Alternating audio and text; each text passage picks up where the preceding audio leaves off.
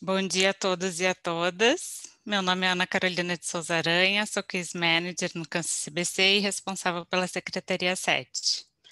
É um prazer e uma honra fazer a abertura deste webinar, realizado pelo Kansas CBC, com apoio institucional do Instituto Brasileiro da Construção IBDIC e InfraWomen. Gostaria de agradecer em nome da instituição a presença de cada um de vocês. O primeiro painel, intitulado Arbitragem na Nova Lei de Licitações, vai tratar desse tema que é tão atual e relevante no cenário jurídico brasileiro.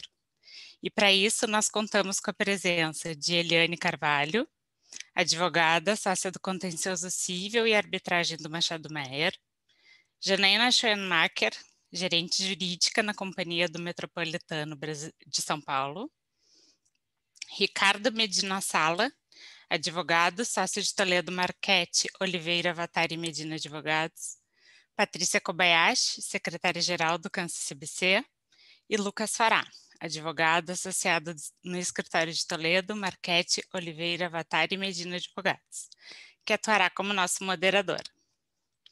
Antes de passar a palavra ao Lucas, eu não poderia deixar de falar brevemente sobre o Kansas CBC, que é a instituição brasileira pioneira na administração dos métodos adequados de resolução de disputas e que desde a sua fundação em 1979 já administrou mais de 1.200 procedimentos arbitrais. São mais de 90 bilhões de reais envolvidos nesses procedimentos, sendo cerca de 14,28 deles contaram com partes estrangeiras. O Kansas CBC também já administrou 59 casos envolvendo partes da administração pública direta e indireta, totalizando mais de 30 bilhões de reais em disputa. Atualmente, nós estamos com 329 arbitragens em andamento, e de acordo com a pesquisa realizada pela Queen Mary University em 2018, o Kansas CBC é reconhecido como a 8ª instituição mais conceituada no mundo e a 3ª na América Latina. É um orgulho fazer parte deste time. Gostaria de falar ainda sobre o novo serviço prestado pelo Kansas CBC de arbitragem expedita, que foi instituído pela Resolução Administrativa 46 de 2021, que está disponível no nosso site. A arbitragem expedita, em síntese, proporciona a diminuição de até 68% dos custos do procedimento. Ela se aplica automaticamente a disputas cujos valores sejam inferiores a 3 milhões de reais e que a cláusula de arbitragem tenha sido assinada posteriormente à entrada em vigor da resolução, e a controvérsia tende a ser resolvida em até 10 meses. Nós vamos compartilhar com vocês um vídeo de divulgação que traz maiores informações a respeito.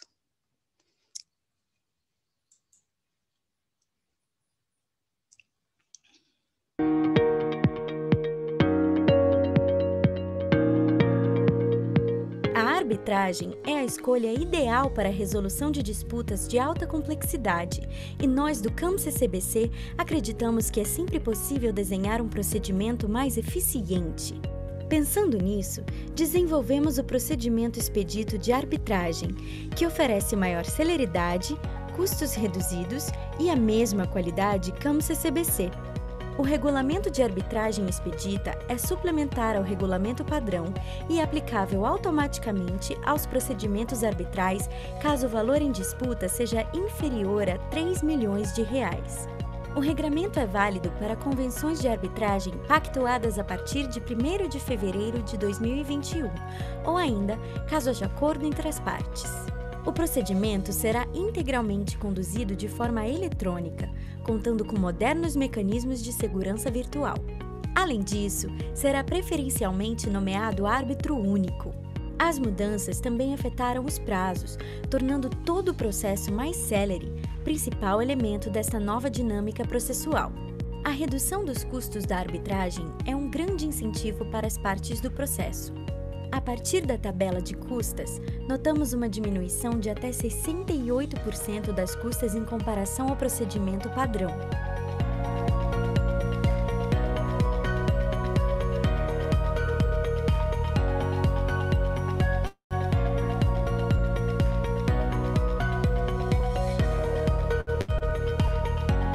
Arbitragem expedita do Kansas CBC, um modelo moderno e tecnológico de resolver conflitos, mais celeridade, mais eficiência, a mesma qualidade CAMS-CBC.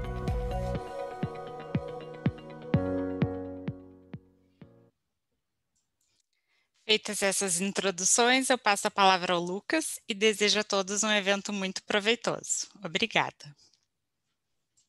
Bom dia a todos. Primeiramente, agradeço ao CAMS-CBC, a Ana Carolina, por essa apresentação sobre arbitragem expedita. Agradeço também a presença de todos aqui nesse painel que tem a oportunidade de moderar. E apenas aqueles que estão nos assistindo, só para fazer uma introdução de como será feito a operacionalização desse webinar, nós temos algumas perguntas aqui que vão ser tratadas juntamente aos palestrantes, que vou começar a fazer nesse momento, exatamente sobre esse tema de arbitragem e nova lei de licitações, e vamos tratar de alguns temas que envolvem não só a arbitragem, mas também algumas disposições específicas da nova lei de licitações, que, por ser um diploma novo, vem trazendo alguns impactos na área publicista. Então, minha primeira pergunta vai ser à doutora Janaína.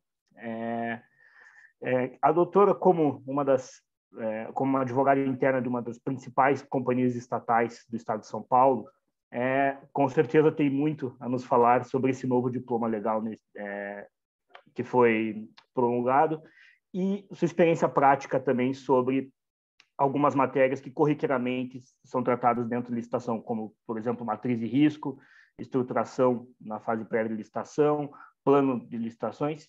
Então, doutora Janaína, gostaria de saber um pouco sobre sua experiência prática sobre esse tema. Bom dia a todos. Gostaria de agradecer o convite, me sinto muito honrada. Muito obrigada, CAMS-CBC. Eu gostaria, então, de falar sobre este assunto que o Dr. Lucas me perguntou, colocando uma primeira ressalva de que esta lei nova de licitações, elas não se aplicam às estatais. As estatais têm a sua lei própria, que é a 13.303, mas a nova lei de licitações, que se aplica à administração pública, da administração direta, ela tem um conteúdo muito parecido em muitos aspectos ao que já está previsto nessa lei 13.303, e é por isso que é possível falar, então, sobre a experiência do metrô com assuntos que essa lei traz como novidade, que já temos aí alguma experiência. Acho que também é importante destacar que essa lei, né, a Lei 14.133, ela não inovou muito no que diz respeito à questão aí de mediação e arbitragem. A administração pública ela já podia fazer as suas previsões de realizar arbitragem e mediação, mas ela reforçou essa possibilidade como uma forma de incentivar a administração a passar a utilizá-la. O metrô já se utiliza e já tem alguma experiência a respeito.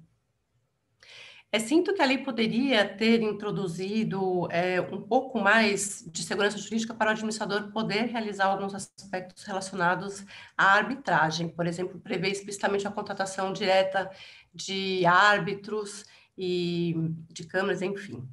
Mas falando especificamente sobre como essa lei auxiliou e auxilia a implementação da arbitragem, a experiência do metrô nesse sentido, envolvendo inclusive a matriz de risco, eu gostaria de destacar que essa lei trouxe vários aspectos que favorecem a mediação, o diálogo entre as partes e a solução de conflitos, porque ela trouxe uma estruturação desde o início da formação da licitação que permite que o administrador esteja mais estruturado e que também possa ter, então, no momento, se for o caso de ter algum tipo de conflito, para que ele tenha um preparo maior, uma estrutura melhor, para poder, inclusive, produzir as suas provas, por exemplo. Essa lei ela trouxe uma grande desburocratização que favorece a arbitragem, no sentido de que ela traz uma agilidade, uma eficiência, uma possibilidade de documentação de arquivos que permitem que, no momento oportuno, se possa fazer uma defesa adequada da administração pública. A matriz de risco, ela é muito salutar, porque muitos dos questionamentos que nós encontramos nas mediações e nas arbitragens decorrem de conflitos que poderiam ter sido resolvidos se houvesse uma boa estruturação de matriz de risco.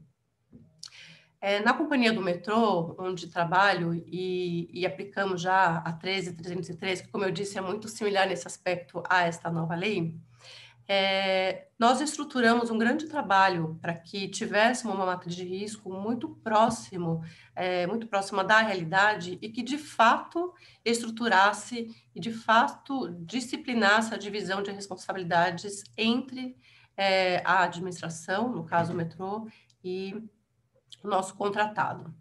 Por exemplo, nós levantamos todos os riscos envolvidos, tudo que havia ocorrido em termos de questionamento e discussões nos últimos 10 anos, e então estruturamos 28 matrizes de riscos, contendo aí mais de 900 riscos tabulados por impacto, por probabilidade de ocorrência e a criticidade de cada um desses riscos. E, portanto, elaboramos essa matriz de risco com planos de ação depois, para que o gestor, na gestão do contrato, tivesse ali um tratamento específico, e depois monitoramos para fazer essa gestão adequada e o acompanhamento desses riscos durante a execução do contrato.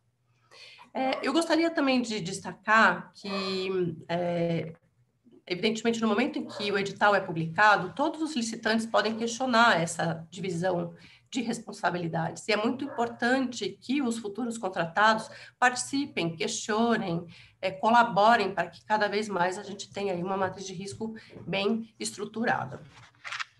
Tem outro aspecto que eu acho que é importante também destacar, falando aqui da experiência do metrô com relação ao que vivenciamos, mas também o que essa lei traz de novidade e que eu acredito que vai auxiliar no momento em que, eventualmente, a administração pública direta tenha algum tipo de necessidade de mediação e de arbitragem, é que essa lei ela estabeleceu na execução do contrato algumas possibilidades que a gente vislumbra como sendo algo que tenha colaborado para diminuir aí o risco de questionamento. Então, por exemplo, a lei deixou claro que os aditivos podem ocorrer até o limite de 25% do valor atualizado do contrato, independentemente de ser só de quantitativo ou ser de qualidade também, alterações qualitativas. Algo que também ocorre na administração pública como um todo é as necessidades que surgem no decorrer de execução de grandes contratos e que a demanda pela celebração de aditivo contratual, nem sempre pode ocorrer concomitantemente. E esta lei previu essa possibilidade. A possibilidade de se executar uma atividade sem ter um aditivo, atendendo a uma demanda da administração pública, mas com um limite de prazo, para que até em um mês o aditivo seja realizado, contemplando aquela atividade. Outro ponto importante também, pensando aqui em termos de reequilíbrio, toda vez que esse contrato for suspenso, esta lei previu que não é necessário renovar o seguro. O seguro é algo que pesa bastante nos contratos e é a previsão explícita de que o contrato suspenso permite que o seguro não seja renovado, também trouxe aí um alento. Outro ponto também que eu achei bastante interessante dessa lei, pensando em evitar conflitos ou mitigar a necessidade de conflitos ou facilitar no momento de uma mediação, é de que entre a assinatura do contrato e a emissão da ordem de serviço para a execução de algum tipo de serviço, a administração pública pode estender a conclusão de algumas etapas a depender da área estar disponível para a execução daquela obra, ou o licenciamento ter sido concluído. É algo que tem sido objeto de pleitos de reequilíbrio, não só no metrô, mas em outras empresas, ou, enfim, da administração pública, que a gente identifica aí como um ganho expressivo essa possibilidade.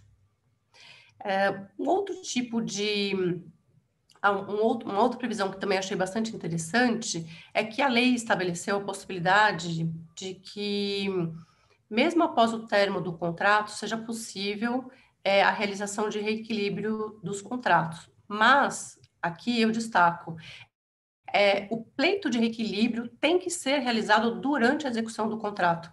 A administração pública não pode ser surpreendida com pleitos após anos e anos da conclusão do objeto contratado ou do encerramento daquele contrato. Doutor Lucas, por favor, me avise quando o meu tempo estiver estourado, por favor. Sem problema. Tá ótimo.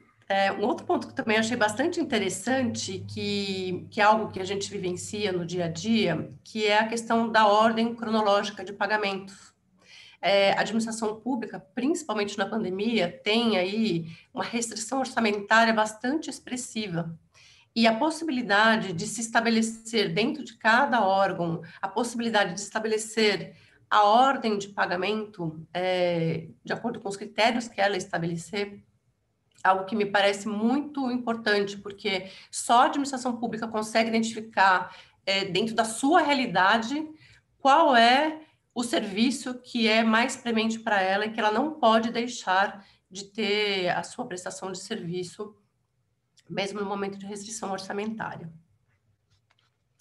Outro ponto que eu acho também que foi bastante importante ter sido estabelecido pela legislação é que ficou muito mais claro quais são as sanções aplicáveis, qual é a sua extensão, quais são os seus percentuais, quais são os critérios para que a empresa seja reabilitada. Acho que isso trouxe um ganho expressivo em termos de gestão de contratos e também de mediação aqui de conflitos.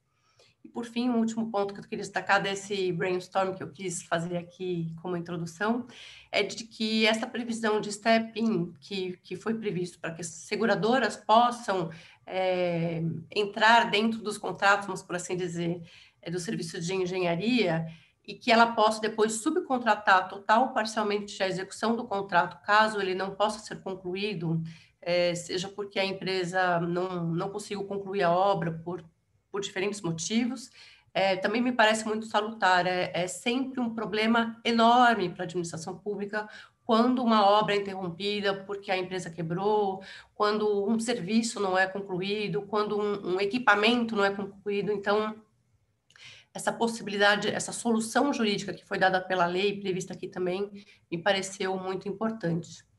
Falando aqui sobre o planejamento da licitação em si, algo também muito, muito bacana desta lei foi a previsão do planejamento estratégico para a administração como um todo. Parece que é algo que a gente está chovendo no molhado, mas não é. A 13313, ela fez uma diferença enorme para a administração indireta quando ela previu todos esses regramentos que disciplinaram de que forma que tem que ser o planejamento. Então, quando se fala de ter um termo de referência muito bem estruturado, que preveja os motivos pelos quais se quer contratar, quais são os requisitos imprescindíveis, qual é o universo, qual é o mercado, tudo isso, né, quais são os aspectos ambientais que precisam ser tratados, todos esses aspectos, se eles são refletidos com antecedência, com planejamento orçamentário, inclusive da administração, faz com que haja um ganho de eficiência expressivo.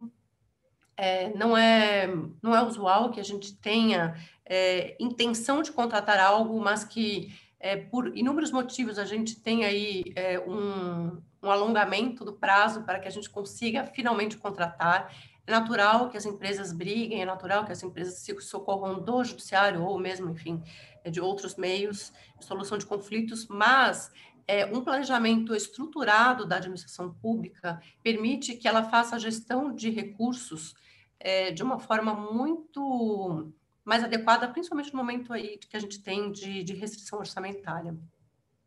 Então, o metrô tem isso previsto, temos aí um termo de referência que estabelece todos os requisitos técnicos, quais são as justificativas, se nós estamos atendendo todas as súmulas do Tribunal de Contas, todas aquelas perguntas usuais que ocorrem nas licitações ou dos órgãos de controle são mapeados, são colocados aí nesse termo de referência, e isso minimiza bastante os questionamentos e, portanto, diminui o risco de o cronograma previsto para a execução daquela licitação para que haja uma contratação no tempo adequado, realmente se faça aí factível. Tem um ponto interessante que essa lei também previu, que foi a possibilidade de se prever no edital a utilização da modelagem da informação de construção, o BIM, que se fala, né? O Building Information Modeling, que é algo que bom, no metrô nós temos aí arbitragens envolvendo obras, né? As grandes obras, e também grandes sistemas e trens, enfim. Então, quando a lei mesmo previu o acompanhamento informatizado de obras, com recursos de imagem e vídeo, quando a lei previu a possibilidade de se usar esse tipo de tecnologia, como eu mencionei, do BIM, no acompanhamento das obras e dos seus projetos, é algo que traz uma eficiência que vai favorecer muitíssimo o momento em que, eventualmente, se tiver que realizar algum tipo de mediação ou arbitragem, e que se tenha uma solução bastante documentada, que os árbitros tenham acesso a informações que são importantes para a sua decisão.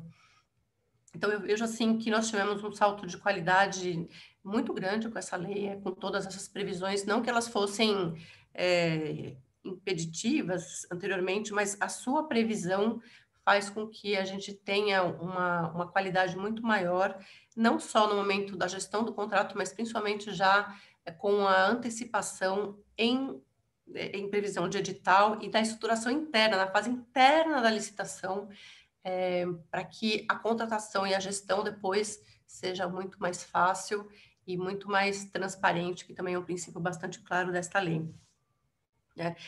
O metrô tem uma gerência que faz o acompanhamento de todos os seus projetos, mas a gente sabe que a realidade da grande maioria das instituições, das entidades da administração pública, envolvendo aí o Brasil como um todo, a gente está falando de uma lei que se aplica ao Brasil inteiro, né? São realidades muito distintas. Então, não é à toa que nem tudo se faz possível de ser executado em todos os lugares do Brasil. Mas falando das áreas em que é possível adotar toda essa envergadura, toda essa possibilidade que a lei previu, é algo que, sem dúvida, vai trazer muitos ganhos de eficiência. Acho que, em linhas gerais, doutor Lucas, eram essas as considerações que eu queria colocar por começo de debate. Obrigada. Muito obrigado, doutora. Realmente muito interessante essa visão prática, essa questão de se preocupar de que eventuais pleitos sejam trazidos sempre durante a execução do contrato e não sejam... a administração não seja surpreendida com pleitos milionários ao apagar das luzes do projeto. Realmente uma visão muito interessante. Em benefício do tempo, já vou passar agora a palavra para a doutora Eliane, para tratar sobre uma disposição da nova lei de licitações, qual seja o artigo 60 dessa nova lei, que prevê como critério de desempate das propostas o desenvolvimento pelo licitante de ações de equidade entre homens e mulheres no ambiente de trabalho. Esse tema surge não só na área publicista, mas também na arbitralista, que, como todos sabemos, o Arbitration Pledge, que foi assinado por várias instituições arbitrais, inclusive, salvo engano, o CCBC foi o primeiro centro de arbitragem no Brasil a assinar aderir ao Arbitration Pledge. E então, doutor, eu gostaria de saber um pouco da sua opinião sobre essa disposição, tanto na área da nova lei de licitações, como também em arbitragem. Obrigada, Lucas. Bom dia a todos e a todas. Eu queria, obviamente, antes de começar a falar, agradecer o CAN-CCBC pelo convite, e aí faço aqui em nome da Patrícia. Obrigada, fico muito honrado de participar, parabéns pela iniciativa. Passando para o tema que me foi perguntado, Lucas, de fato você tem razão, né? O artigo 60 da nova lei de licitações, ele prevê, entre os critérios de desempate das propostas formuladas pelos licitantes, o desenvolvimento de ações de equidade entre homens e mulheres no ambiente de trabalho.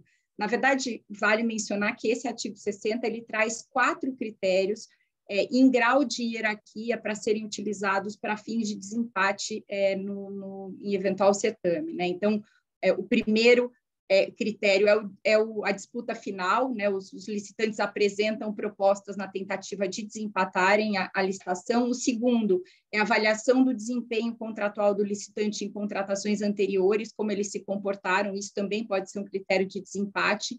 Em terceiro, então, o inciso terceiro do artigo 60, ele prevê, então, o desenvolvimento de políticas de equidade de gênero, e o quarto é o desenvolvimento de programas de integridade, e na sequência vem critérios que a gente já conhecia, né? Critérios de territorialidade, proximidade entre o licitante e o contratante, estarem eles localizados no mesmo município, etc., e depois o fomento à indústria brasileira, né? O fato de que o produto licitado ou o serviço prestado envolver tecnologias e que estejam sendo desenvolvidas no Brasil. Quando a gente compara a 8666 com essa nova lei, a gente percebe que, de fato, tem uma inovação. Na lei antiga, na 8666, o legislador ele utilizava como critério de desempate esses itens de estímulo ao desenvolvimento da indústria nacional, né? Então, o primeiro critério de desempate era justamente o fato do bem ou serviço ser licitado, ser produzido no Brasil. Esse desenvolvimento nacional e sustentável ele não foi esquecido pelo legislador nessa nova lei de licitações. Esse critério de fomento ao desenvolvimento da indústria nacional, ele aparece no artigo 5º, e é um princípio que, na verdade, deve reger a lei como um todo, né? Depois, também, esse mesmo fomento da indústria nacional, ele aparece nos incisos 2º e 3º do parágrafo 1º do artigo 6º, do artigo 60, mas em grau de hierarquia inferior àqueles 4 itens que eu mencionei primeiro, que é uma tentativa de desempate por proposta final, o histórico de contratações anteriores e as políticas de igualdade de gênero e políticas de integridade dentro dos licitantes. Os 2 primeiros itens, a realização de disputa final, o histórico de contratações anteriores, eles já tinham sido trazidos pelo legislador quando, na Lei 12.462, de 2011, que institui o regime diferenciado de contratações públicas, e também na Lei 13.303, que é a lei das estatais, que a doutora Janaína já mencionou. A inovação do legislador é justamente quanto aos incisos 3 e 4, do artigo 60, que é justamente com relação às políticas de igualdade de gênero e às políticas de integridade. Então, obviamente, é uma iniciativa louvável e que a gente tem que celebrar, né? Em que pese seja louvável a iniciativa, a gente tem que ser realista também quando a gente olha para isso, né? Quando eu mencionei que esses itens eles estão hierarquicamente inferiores aos 2 primeiros itens, é muito provável que eles não cheguem a ser utilizados. Então, os entes participantes da licitação vão fazer uma rodada final de negociação, muito provavelmente vão conseguir desempatar, ou, eventualmente, o histórico de contratações anteriores deles também vai contribuir, eles vão acabar conseguindo desempatar. Então, embora seja muito bacana a iniciativa, talvez a gente não chegue no inciso 3º, talvez menos ainda, a gente chegue no inciso 4º. E tem um outro ponto que talvez possa dificultar a utilização também desse inciso 3º. Quando a gente olha para o texto dele, ele fala desenvolvimento pelo licitante de ações de equidade entre homens e mulheres no ambiente de trabalho, conforme regulamento. Quando a gente lê esse final, então, dizendo conforme regulamento, fica aqui uma sementinha aí para o nosso debate, nós estamos falando de algo que deverá ser regulamentado pelo legislador ordinário, regulamento que, então, se aplicaria a toda a administração, ou cada licitação vai ter o seu regulamento específico para o desempate, utilizando esse inciso 3º. Essa é uma dúvida que efetivamente me surgiu quando eu me preparava para conversar com vocês, e até gostaria de ouvir a opinião de vocês a respeito desse assunto. E aí, passando para as questões um pouco mais relacionadas à arbitragem, essa questão de equidade de gênero, acho que esse é um assunto que tem sido motivo de muita atenção e de muita preocupação da comunidade arbitral nos últimos tempos. Você mesmo mencionou o Arbitration Pledge, ele é uma iniciativa de 2015 e ele aparece justamente em razão da subrepresentação das mulheres nos tribunais arbitrais. É um compromisso muito simples, né? O pledge a gente pode assinar ele na pessoa física ou na pessoa jurídica, enfim. E o que a gente adota medidas muito fáceis na tentativa de trazer um equilíbrio, né, na tentativa da equidade de gênero. Quando a gente prepara lista de potenciais árbitros, a gente tem que ter certeza de que tem uma representatividade justa entre homens e mulheres. As instituições arbitrais também, nas listas de árbitros internas e nos registros de árbitros, buscarem o equilíbrio entre os gêneros, né? O Arbitration Pledge ele também promove com frequência eventos para discussão do assunto. Uma outra instituição que é bastante ativa nesse assunto é o Arbitral Women, que também se dedica a promover eventos do interesse de diversidade de gênero, e promovendo eventos, divulgando artigos, e tem também um programa interessante de mentoria para profissionais mulheres que atuam como árbitras, como advogadas e mediadoras. Muitas instituições têm publicado estatísticas a respeito da diversidade de gênero, acho que a Paty pode mencionar isso depois, quando ela for falar a respeito.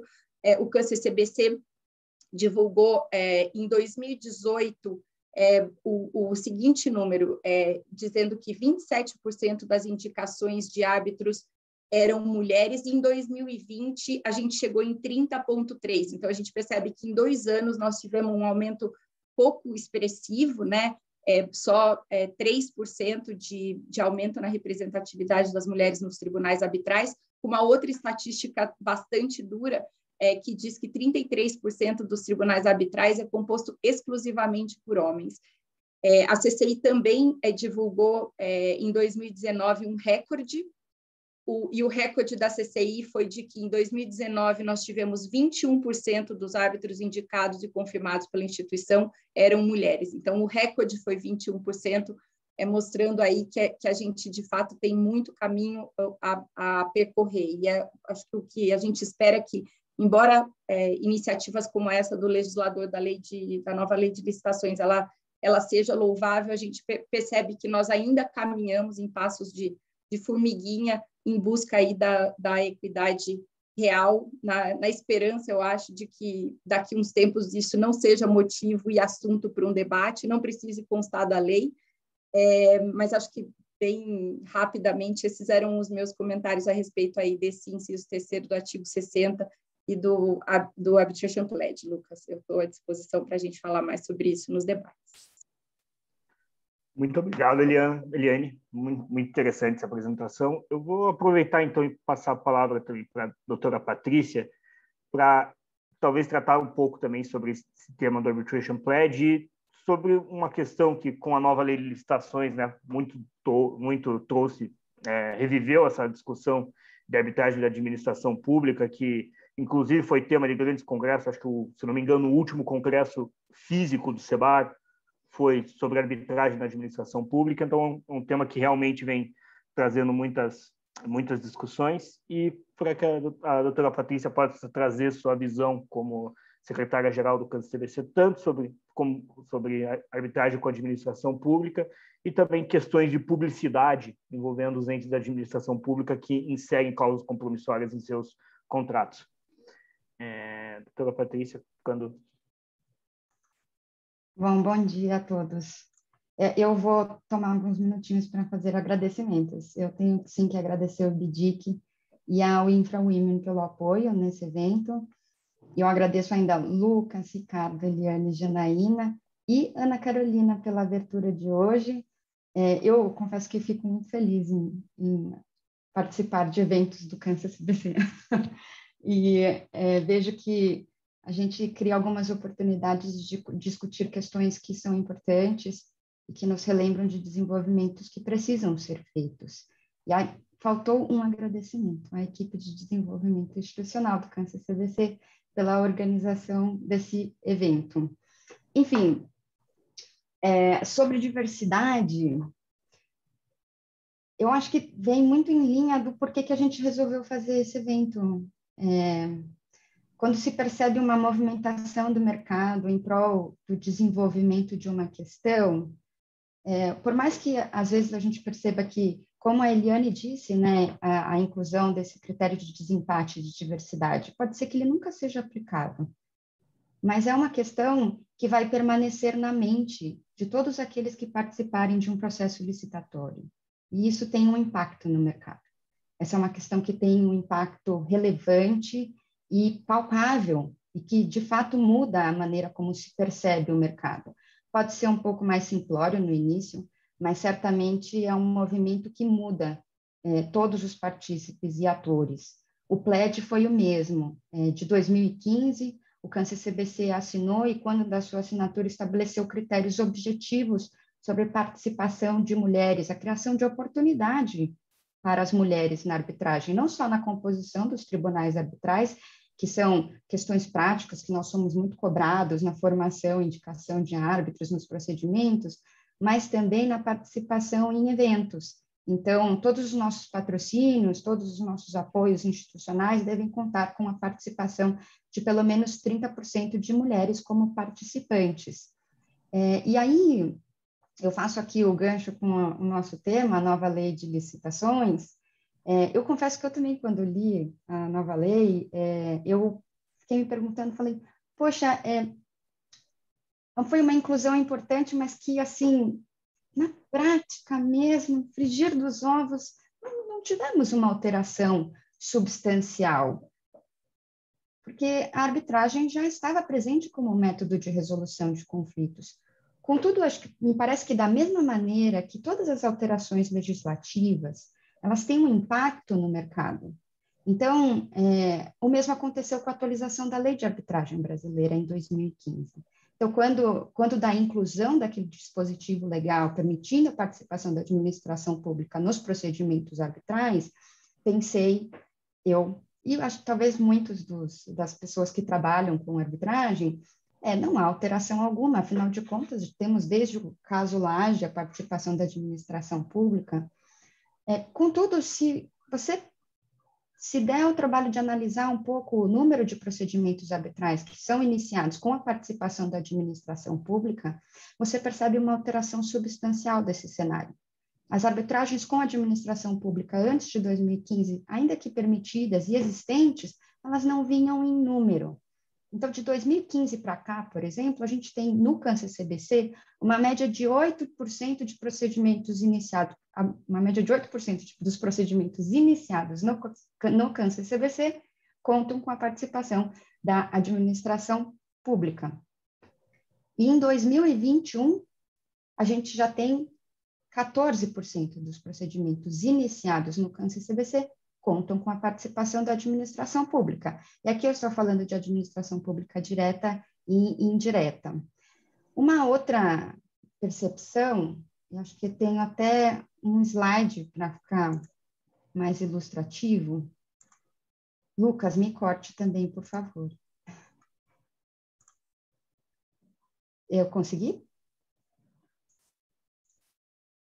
Sim? Sim, sim. E pulou todos os slides, vejam. Esse é um gráfico que demonstra a participação da administração pública no CAN-CCBC. Então, em 2021, o azul escuro é a administração pública indireta e o azul claro é a administração pública direta. Então, em 2015, talvez por coincidência, até porque, salvo o melhor juízo, quando da entrada deste procedimento, a atualização da lei ainda não estava vigente, mas a administração pública direta entrou pela primeira vez em procedimentos arbitrais administrados pelo CAN-CCBC. Então, sim, a nova lei de licitações, ou o tal do Código de Contratações Públicas, me parece que tem, sim, esse potencial de alterar o mercado e imprimir, assim, mudanças positivas no racional da administração pública em relação aos métodos adequados de solução de conflitos. Eu não estou aqui falando só de arbitragem, estou falando de outros métodos de solução de conflitos, mediação, dispute board, que está bem previsto na nova lei, não é? Então, o que você tem lá, mais especificamente no artigo 151, e tem um capítulo inteiro dedicado a essa questão, o que me parece que traz um destaque enorme é conciliação, mediação, comitê de resolução de disputas, e aí, finalmente, a arbitragem. E equipara a decisão arbitral também no artigo 138, lá no inciso 3º, a decisão arbitral, a decisão judicial como forma de extinção do contrato previsto na lei. Então, acho que, finalmente, os métodos adequados de solução de conflito, ou todos os métodos de resolução de conflitos, eles entram no mesmo patamar, entram na matriz do jogo para a análise de todos aqueles que participarem de processos licitatórios e da administração pública em geral, ainda que essa lei não se aplique. Eu não vou perder essa oportunidade. A Ana já falou um pouco sobre os números do CAN-CCBC, e o Lucas me pediu para compartilhar um pouco da minha experiência com esses procedimentos arbitrais. Mas aqui tem alguns dados sobre como a administração pública participa dos procedimentos arbitrais. Então, de 79 para cá, a gente teve 60 procedimentos administrados com a administração pública. Atualmente, a gente tem 38 arbitragens envolvendo a administração pública direta e indireta. Esses procedimentos, eles envolvem valores substanciais.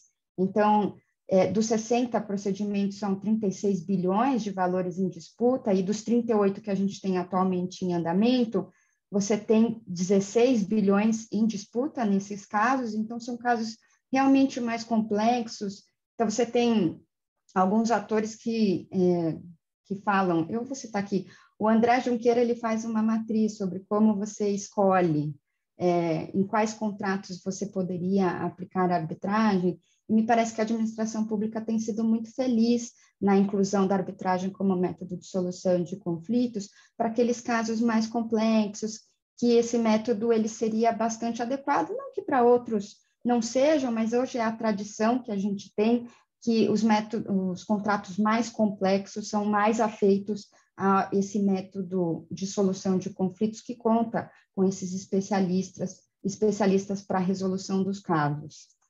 E aí, numa matriz geográfica, é bem pirotécnica mesmo essa apresentação, não é? Você tem aí uma distribuição a maior parte dos atores ainda são de São Paulo, 62,7%, e aí, em segundo lugar, você tem da Bahia, 13,7%, Rio de Janeiro, 11,8%, e aí de vários outros estados, Paraná, Pernambuco, Distrito Federal.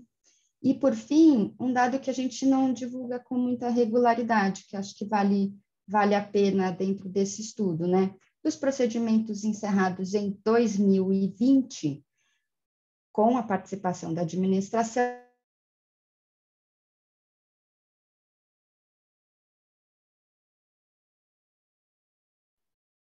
acho que tivemos um probleminha com a internet, não sei se...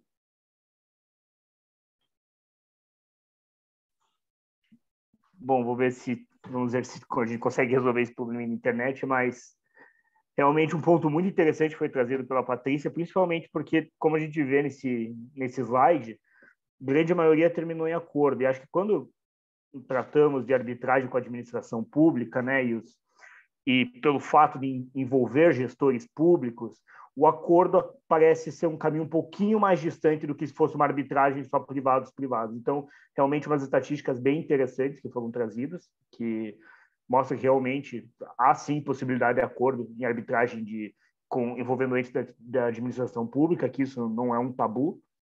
E muito interessante esses dados práticos que foram trazidos pela Patrícia. Vou aproveitar enquanto a Patrícia não volta para tratar um pouco mais sobre esse tema, e já que ela também comentou sobre alguns outros métodos de resolução de disputas, inclusive de dispute board, e tendo em vista a presença do Dr. Ricardo aqui, não poderíamos perder a oportunidade de tratar um pouco sobre esse tema que é de sua especialidade.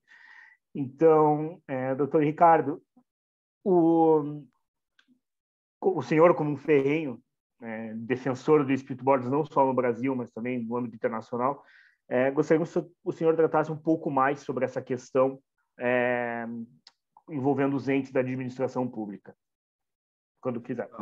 Obrigado, Lucas. Pena que a Patrícia acabou, porque foi bem na hora que a gente já ouviu um pouco dos acordos, né, que foram celebrados no âmbito das arbitragens, e você falou bem, você usou a expressão tabu. A gente tem a lei de mediação, que autoriza a mediação com a administração pública. Se autoriza a mediação, portanto, a gente tem uma implicação de acordo, né, não tem uma decisão, uma mediação. Então, realmente importante essa estatística que o CBC estava trazendo. Vamos ver quando a Patrícia voltar, se de repente ela consegue retomar ainda com alguma brevidade, né? Lucas, inicialmente, agradecer ao CBC também, muito obrigado pelo convite, Patrícia, o time todo da CBC que está aí, Janaína, um prazer estar com você. Tão bom saber que o metrô é tão bem representado, né, por profissionais de tamanha qualidade. Eliane, uma honra estar com vocês, Machado, e o Lucão, meu velho amigo, né, o nosso gaúcho de Curitiba, né, o apelido carinhoso que a gente dá para ele. Para atacar um pouco a tua pergunta, quais são as principais vantagens do dispute board, né, com essa lei que vem? Vamos lá, os dispute boards eles servem à prevenção da controvérsia e a uma solução imediata para aqueles contratos de execução continuada, particularmente aqui a gente fala de construção, né, dos outros contratos de construção da administração pública. Então, principalmente, o que esses DBs fazem?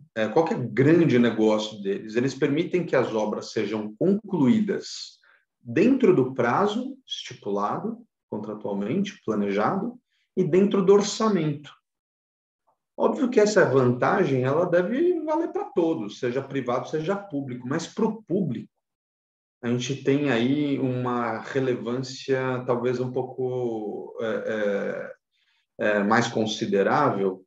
Primeiro porque a gente tem aí números absurdos, né? Não é novidade para ninguém que o Brasil, um dos grandes males que afetam a infraestrutura brasileira em obras públicas são as obras paradas. A gente tinha aí um número do Tribunal de Contas em 2019 que falava de 15 mil obras paradas no Brasil.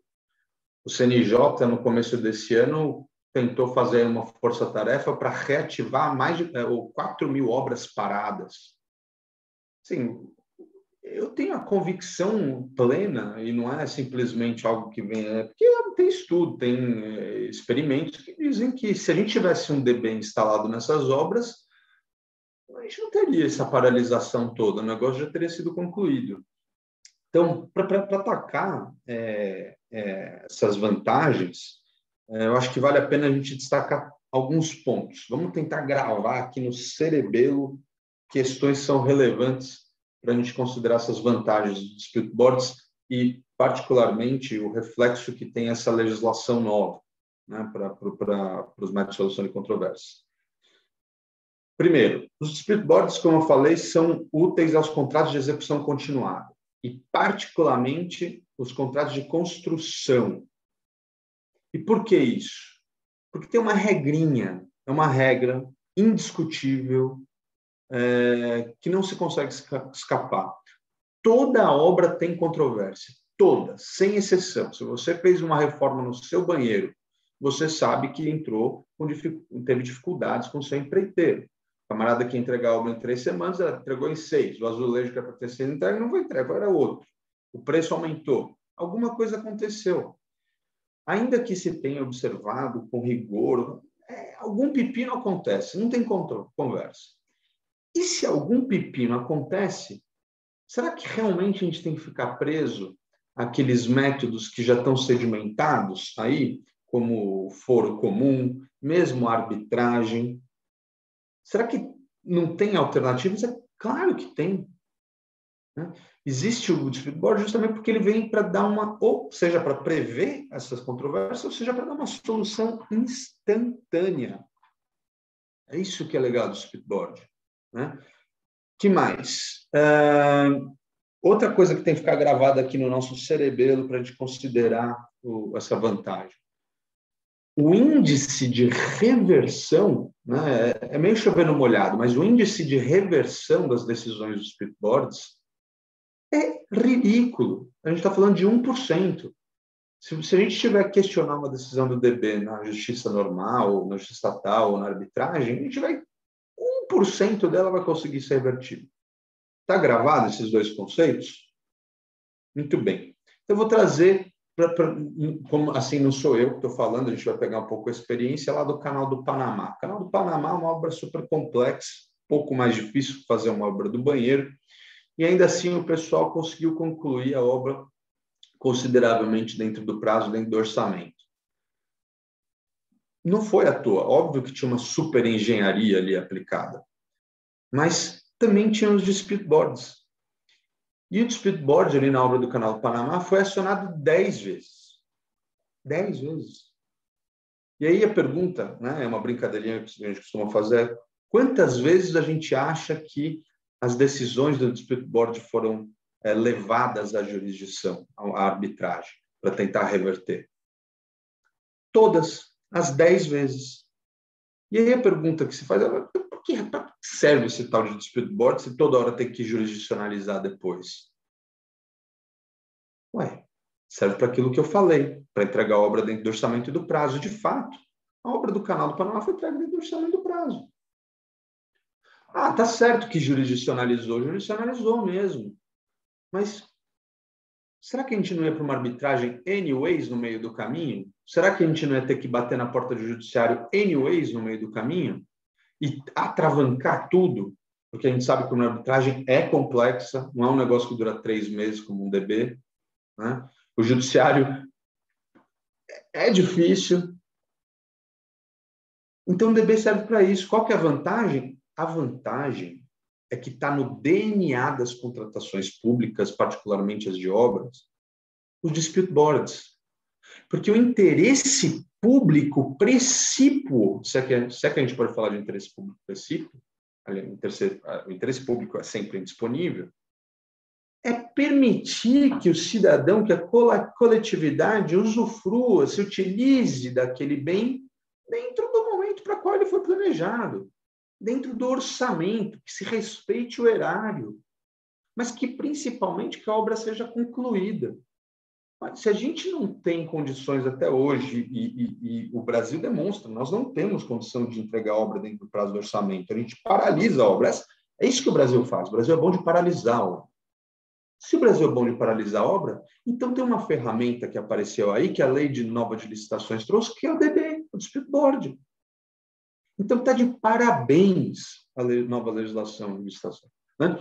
Agora, veja, precisa de mais? Eu esperava dizer que não, mas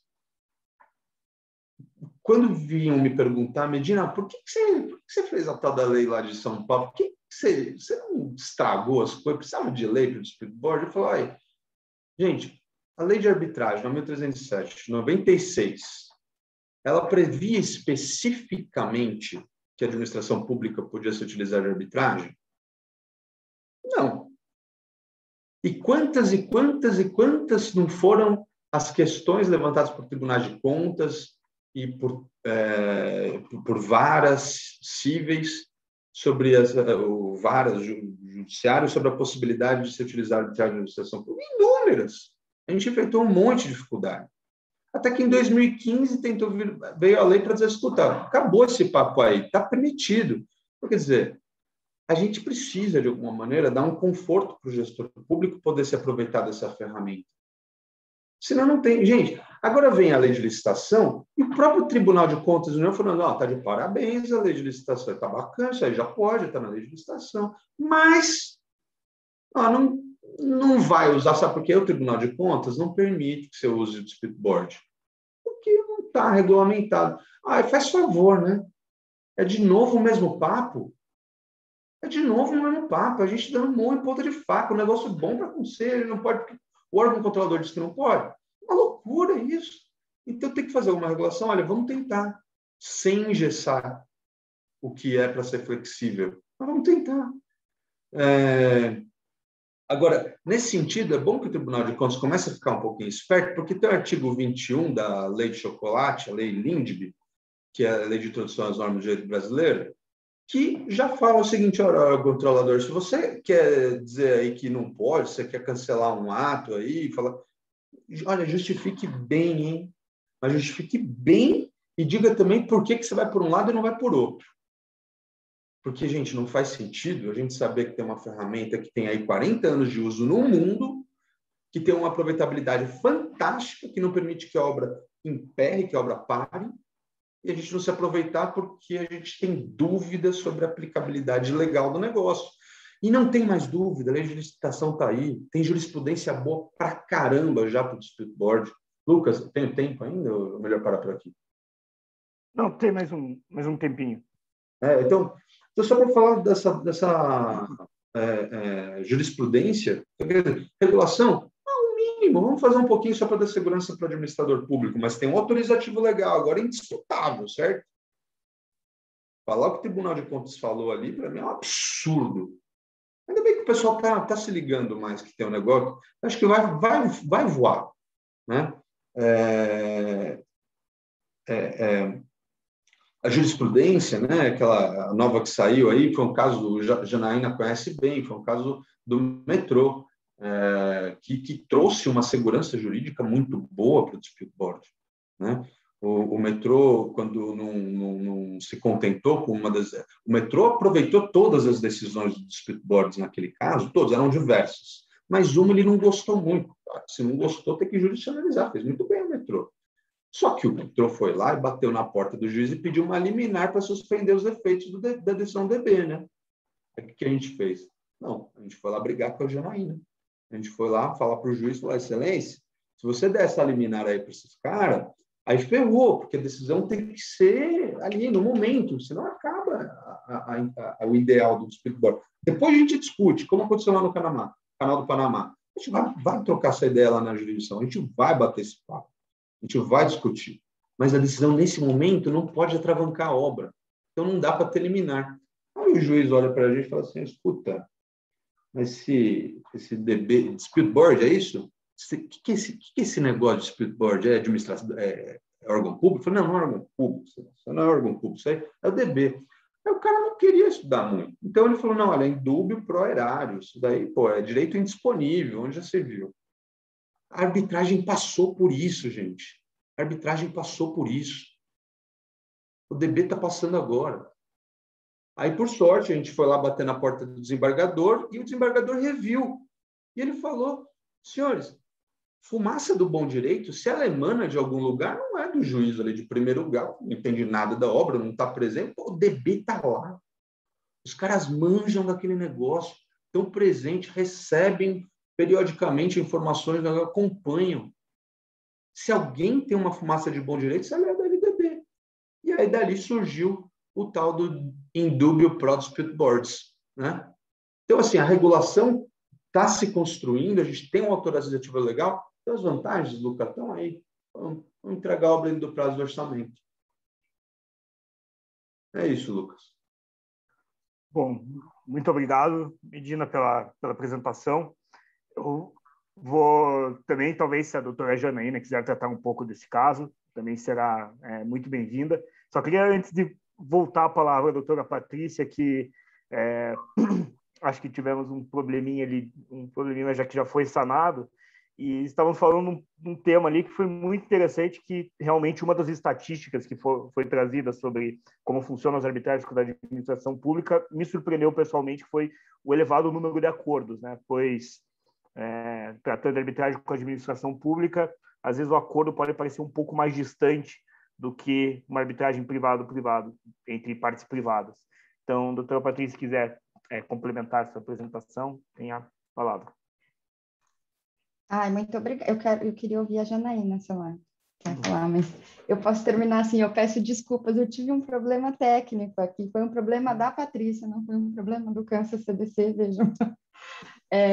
Mas aquele gráfico, ele trata, e esse que é o problema, não é? E eu até vou explicar sobre a estrutura do Câncer CBC, talvez.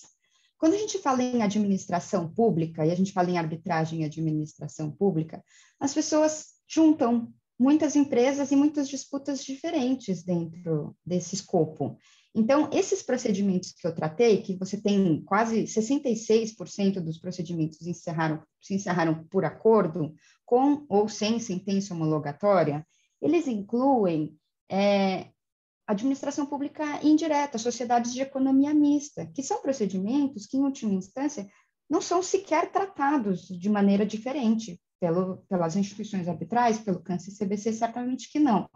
Então, talvez a diferença que se perceba, e eu acho que a gente precisa de algum tempo para tratar dos dados estatísticos específicos da administração pública direta, e aí não só direta, você tem a indireta autárquica, que seriam as agências reguladoras, que talvez teriam um tratamento mais similar, são em número ainda muito reduzido, então é difícil de tratar estatisticamente sem fazer um desvio enorme. Esse número 66, de acordo, conta com todas essas arbitragens, inclusive as indiretas, e nenhuma direta, diga-se de passagem. A desistência que consta lá, o número de desistência é um caso, e essa sim, contava com a participação da administração pública direta.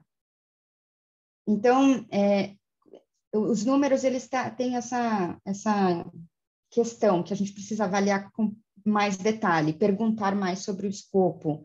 E aí as instituições precisam estar abertas para dar esses números, sem entregar os casos, obviamente, sem ferir necessariamente a privacidade das partes, ou dando a publicidade adequada. E aqui eu faço uma última nota, e eu prometo que eu não vou me demorar.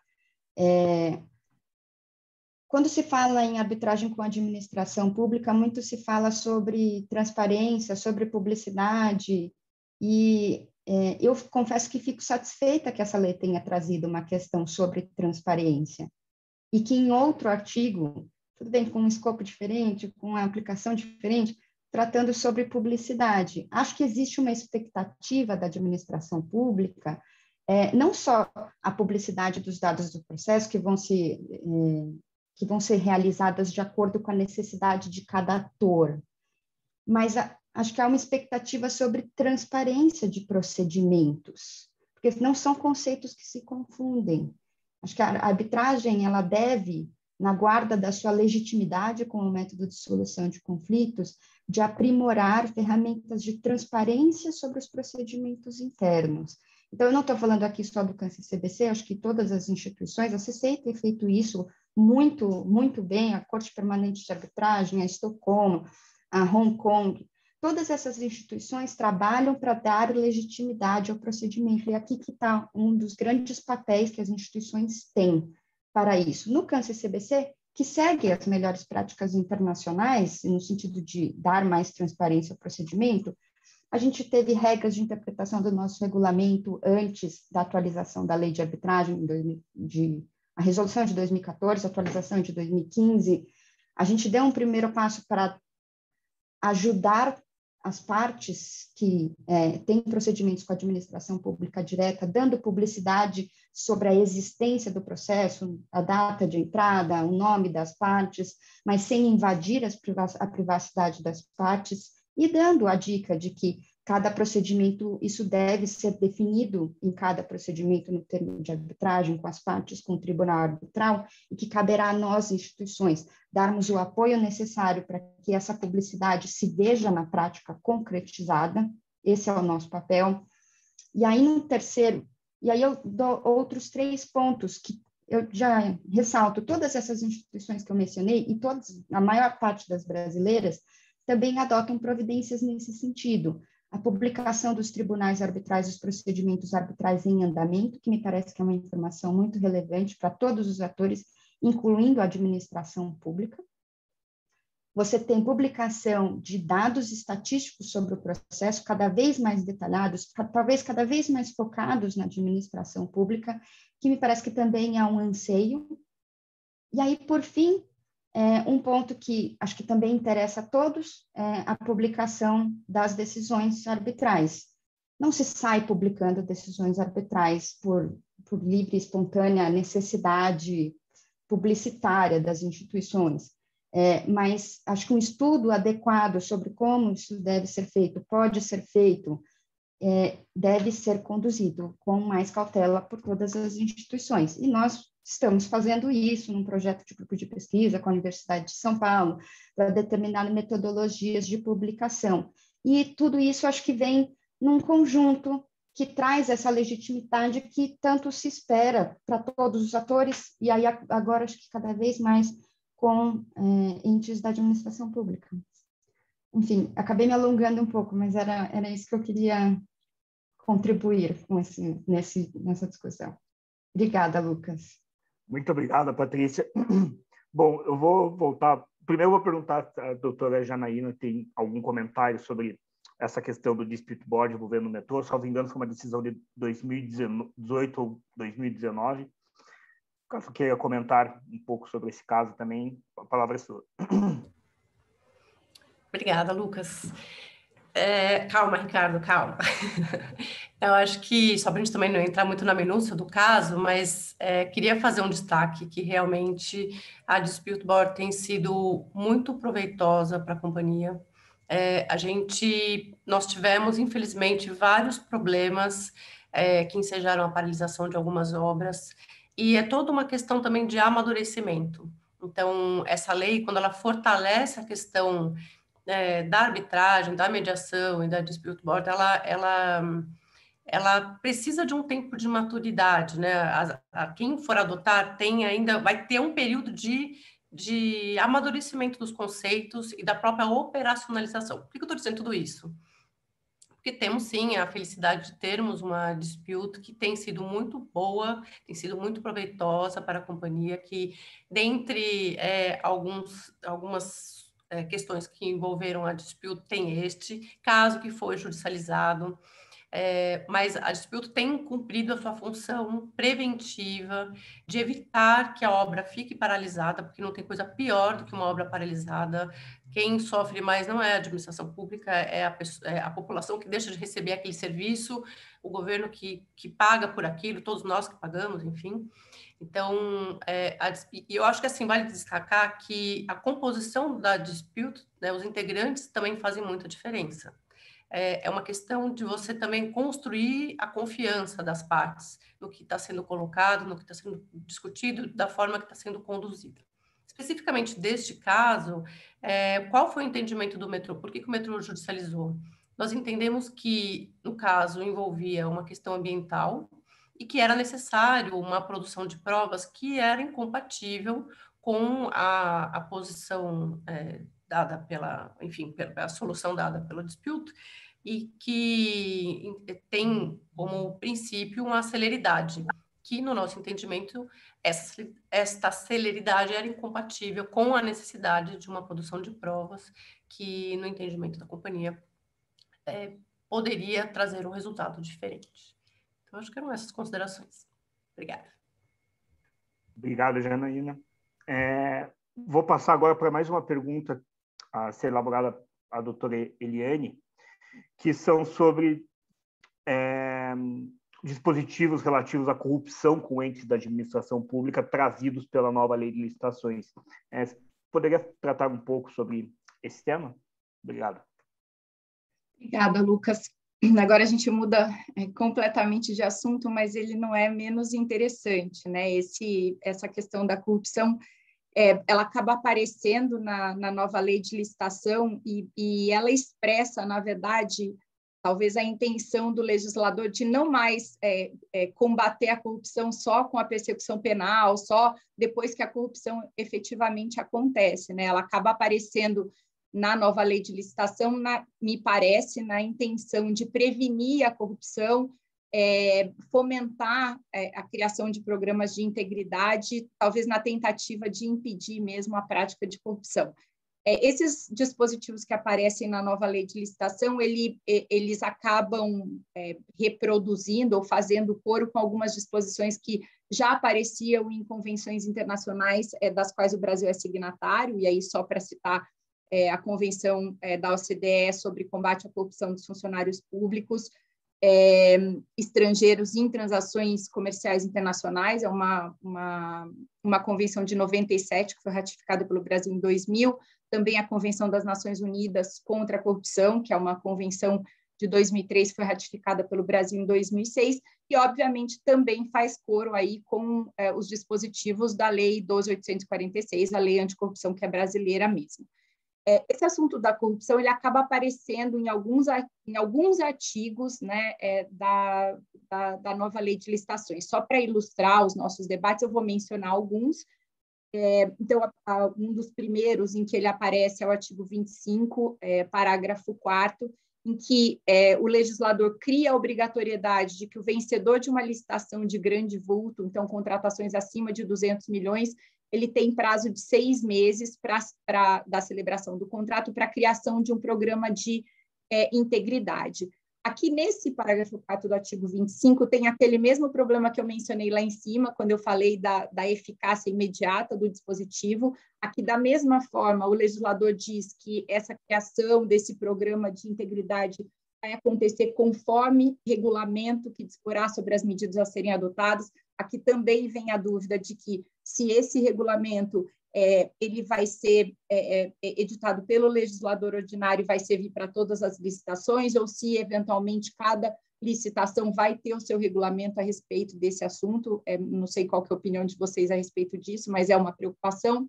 Depois, a corrupção aparece também naquele inciso 4 que eu mencionei lá em cima, do artigo 60, então, a existência de programas de integridade vai ser utilizado como critério de desempate em 4º grau de hierarquia, depois das políticas de diversidade de gênero, como eu mencionei.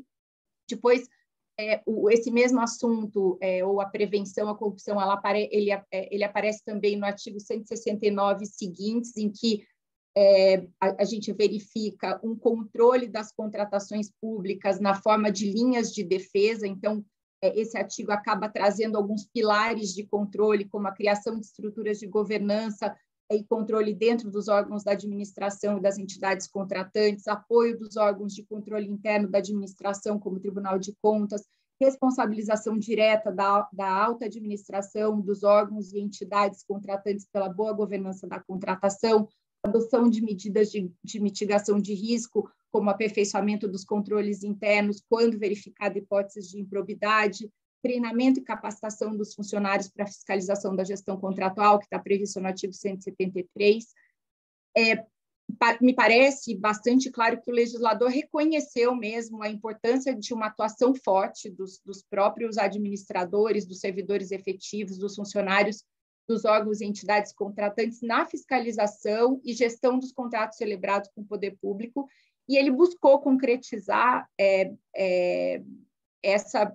uma fiscalização, né, incentivando a capacitação e treinamento constante dos indivíduos para cumprir essa função que me parece aí essencial na execução dos objetivos dessa lei.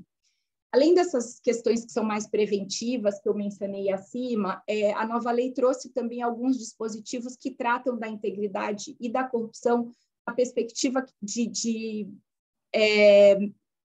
adoção de mecanismos após a prática de ilícitos pelo contratado. Então, quando a gente vê, e aí eu vou citar só 3 artigos bastante rapidamente, o artigo 156, parágrafo 1º, inciso 5º, ele prevê a implementação ou aperfeiçoamento de programas de integridade como uma atenuante para a dosimetria da penalidade por infração à nova lei de licitação. Depois, o artigo 163, parágrafo único, ele prevê como condição de reabilitação que o infrator da lei implemente, aperfeiçoe o programa de integridade, então uma condição de reabilitação do infrator. E o artigo 178 altera o Código Penal para enrijecer as penalidades aplicáveis aos crimes em licitações e contratos administrativos, incluindo a criação de alguns tipos penais específicos, né? Então, crime de modificação ou pagamento irregular de contratos administrativos, perturbação do programa do processo licitatório, violação de sigilo da licitação, fraude em licitação ou contrato administrativo ou contratação inidônea. Depois, um ponto interessante que eu acho que vale a pena mencionar com vocês é a criação do Portal Nacional de Contratações Públicas, né? Um site que vai centralizar aí a divulgação de todos os atos previstos na nova lei de licitações, então, os editais, os contratos aditivos, e traz uma funcionalidade interessante que está prevista no parágrafo 3º do 174, que me parece que está ainda em fase inicial de desenvolvimento, mas a criação de cadastros em que estejam concentradas, né, as informações a respeito das empresas que já tenham sofrido punições. Então, Cadastro Nacional de Empresas Inidôneas e Suspensas, Cadastro Nacional de Empresas Punidas, para que, enfim, se previnam aí licitações com contratações problemáticas, né? Acho que me parece bastante óbvio que não existe nenhum artigo específico que relacione a arbitragem com corrupção na nova lei de licitações, mas me parece que os mecanismos de controle, de prevenção à corrupção que acabaram sendo incluídos, eles acabam, de certa maneira, colaborando com a solução das controvérsias. Vocês podem imaginar que um procedimento arbitral que tem alegação de corrupção, seja no começo, no meio ou no fim, com certeza tumultua muito o procedimento arbitral, pode gerar nulidades, impedir a continuação da arbitragem, etc. Então, assim, toda iniciativa que previna ou que impeça a corrupção, com certeza colabora com os métodos de solução de disputa e traz aí segurança às futuras contratações. Acho que eram esses aí os meus comentários. Lucas, eu fico aí à disposição para os debates a respeito desse assunto. Muito obrigado, Eliane. Nós já estamos nos encaminhando aqui ao final desse primeiro painel de arbitragem. Sei que muitos devem estar também ansiosos para ouvir o próximo painel de mediação, mas vou tomar a liberdade de fazer uma rápida pergunta, só a título de encerramento, de um assunto que acho que é um dos grandes assuntos agora em 2021, que são cláusulas ESG, que aparecem em vários eventos que vêm sendo discutidos, né, Brasil afora. E gostaria de fazer uma pergunta rápida à doutora Janaína, de quais as dificuldades de implementação das cláusulas ESG em contratos públicos. Bom, Lucas, realmente esse tema é muito importante, tem se destacado cada vez mais, né? E foi muito importante que a lei tenha trazido um reforço para pontos que envolvem essa questão. Infelizmente, ela ainda é bastante genérica, em alguns pontos ela depende aí de uma regulamentação, mas como a administração pública é uma grande contratante no mercado, o fato de termos aí um incentivo à observância dessas cláusulas faz com que minimamente o mercado, como disse aqui a doutora Patrícia, minimamente o mercado se mobilize e possa ter aí um incentivo à sua implementação. Então, em linhas gerais, assim, essa lei, ela estabeleceu, e já na 13.303 também estava previsto, assim como na 866 em alguns aspectos, e falando aqui sobre a nossa experiência nessa implementação da sustentabilidade, bom, tem vários aspectos, né, o ESG tem vários aspectos, mas o importante é que isso esteja previsto desde o começo da intenção, da estrutura da empresa como princípios, né? Enfim, que isso faça parte dos editais, que se cobre das contratadas, de fato, ali as questões ambientais. É uma previsão interessante também que a doutora Eliane colocou sobre o aspecto de gênero também. Já tínhamos previsto a questão de se exigir das nossas contratadas, em alguns aspectos, por força de um decreto estadual, que se contratasse egressos, agora se fala de contratar mulheres vítimas de violência. Então, temos aí também como um dos objetivos da própria licitação incentivar a inovação, mas também o desenvolvimento nacional sustentável. Então, todas essas cláusulas, elas fazem com que a administração pública, quando contrate, leve em consideração qual é o ciclo de vida do objeto, que se incentive a utilização de meios que favoreçam a reciclagem, né, que até está prevista essa margem de preferência em licitações, mas que precisa ser regulamentado, né, para bens reciclados, biodegradáveis, e tudo isso faz com que a gente tenha aí não só um incentivo, mas uma estruturação dentro da administração pública, e que isso traz aí uma sinergia para o mercado e que ele se mobilize cada vez mais para se conscientizar e operacionalizar esses princípios. Falando muito brevemente em função aí do tempo, mas estou à disposição para dúvidas. Obrigada. Muito obrigado, Janaína. Bom, infelizmente não conseguimos tratar todas as questões que havíamos programado, mas uma grande parte delas foram tratadas com muita excelência por todos os expositores. Então, Só gostaria de agradecer, então, a presença da Eliane, Janaína, o Medina, Patrícia. Tive a oportunidade de trabalhar e trabalho, inclusive, com alguns atualmente. E desde já vou passar, então, a palavra. Agradecer também o apoio do CAMCS-CBC na organização desse evento, o apoio institucional do IBDIC, do InfraWomen, que também auxiliaram bastante na divulgação desse evento. E passo a palavra, então, à Ana Flávia, que vai passar agora a tratar do segundo painel de mediação em nova lei de licitações. Muito obrigado a todos. Muito obrigada, Lucas. Obrigada a todos os panelistas. Agora iniciamos, então, o nosso painel de mediação. Esta é apenas uma